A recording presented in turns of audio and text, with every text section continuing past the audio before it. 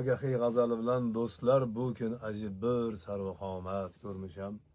Faqat buni ohangini o'zim qilganman. Sherali Jo'rayev qo'shig'i demanglar, negativchilar. Bu yangi talqinda eshitinglar, marhamat. Do'stlar, do'stlar, do'stlar, bu kun ajib bir sarvaqomat ko'rmisham.